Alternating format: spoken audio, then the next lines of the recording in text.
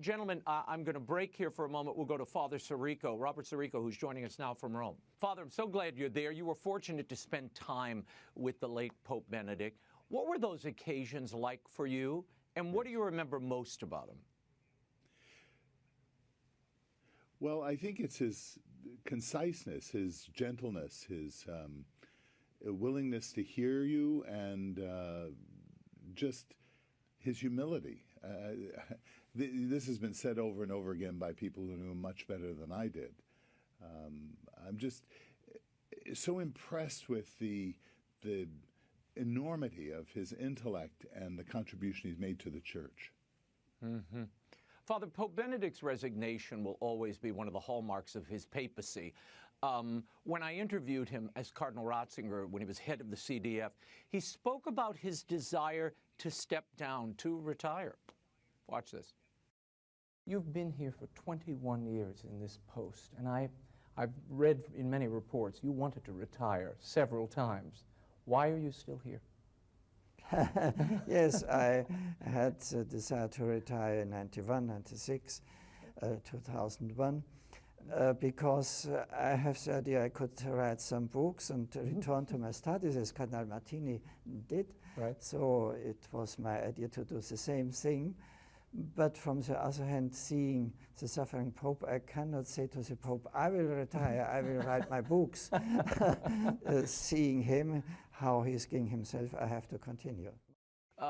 As you know, Father Sirico, once he got the big seat, he didn't continue. Your thoughts about those words, how he became in some ways the suffering Pope that John Paul II once was, in a different way, and what's the lasting significance of this act? Well, I think it's very unfortunate that this is going to be a major part of his legacy, because there's so much more to who he was and what he did, what he said, what he wrote, even as Pope, what he wrote. Mm-hmm. I, like many people, feel that it was regrettable that he resigned, because I think up until last week, I think he could have been still running the Church. Yeah.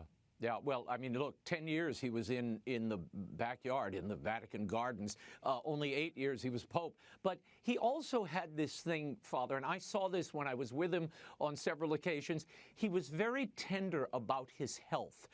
Now, I know he had strokes, minor strokes and a heart condition. But, you know, I remember being one time with him, and he said, oh, I cannot talk at length today. I have a little scratchy throat, and it could be something worse.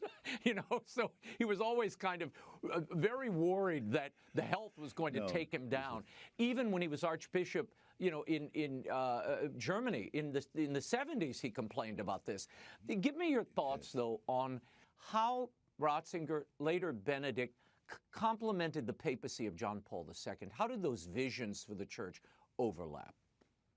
Well, on the delicacy point, let me just note, when you see him when he comes on the balcony when he was elected, as he holds his hands up, you can see that he still has a black sweater on underneath his papal wardrobe. Yeah. So he was concerned about the chill of the night. And believe me, it was not nearly as cold as it was in the piazza today. But I think that this papacy is like an acorn. It's going to take a lot of time to unpack this, because he was so concise in the way he said things. It's the simplicity which is the other side of complexity.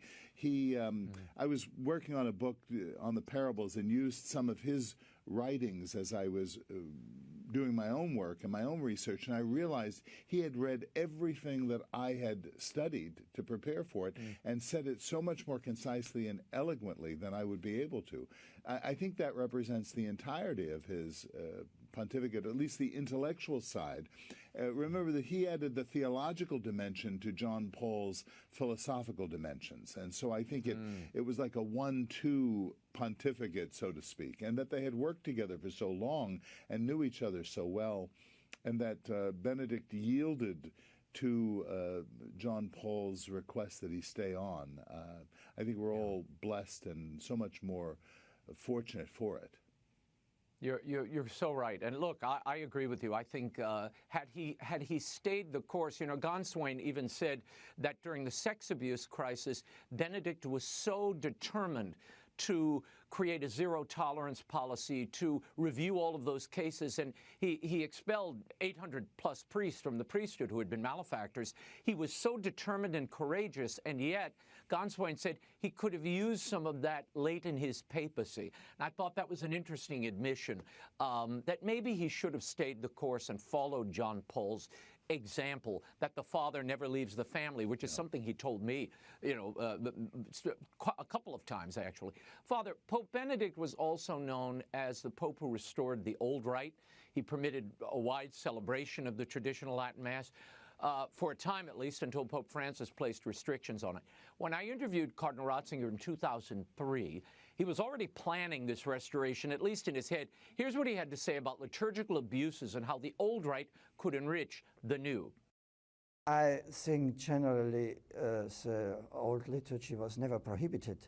We need only norms how in peace apply it so that the Reformed liturgy is the normal liturgy of the community of the Church, but also is always a valid liturgy of the Church, can be used, but in obedience to the bishops and to the Holy Father.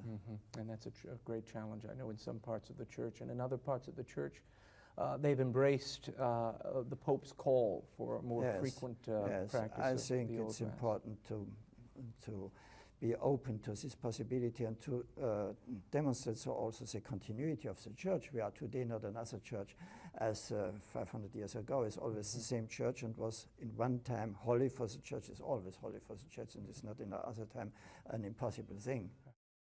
Father Benedict once said, nothing works if the liturgy is no longer itself. You celebrate the traditional Latin Mass. Could Summorum Pontificum be Benedict's greatest gift to the Church, even though Pope Francis's legislation has restricted it?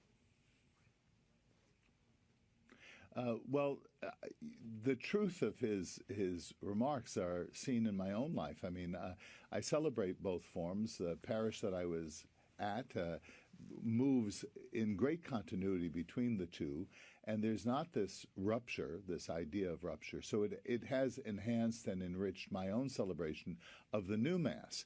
I think it certainly will be one of the great marks of his pontificate. What unfolds in the years to come is going to determine